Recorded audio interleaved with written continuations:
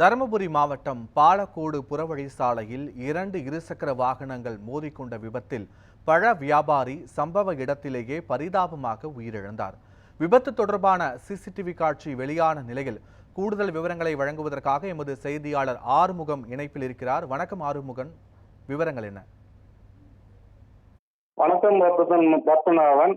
பாலக்கோடு புறவழிச்சாலையில் இருசக்கர வாகன விபத்தில் பல வியாபாரி உயிரிழந்த சம்பவம் பெரும் சோகத்தை ஏற்படுத்தியுள்ளது. அந்த காட்சி தற்போது சிசிடிவி வெளியாகி பெரும் பரபரப்பை ஏற்படுத்தியுள்ளது.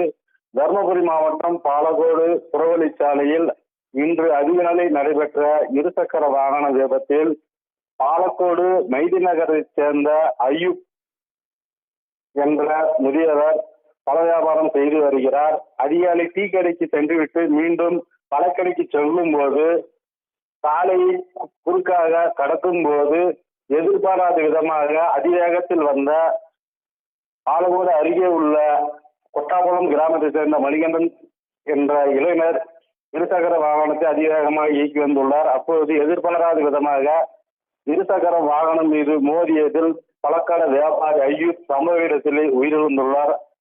அந்த வீடியோ காட்சி சிசிடிவி வீடியோ காட்சி தற்போது வெளியாகி பெரும் பரபரப்பை ஏற்படுத்தியுள்ளது. இது பாலக்கோடு பகுதியில் பெரும் பரபரப்பையும் சோகத்தையும் ஏற்படுத்தியுள்ளது. பத்மநாபன்.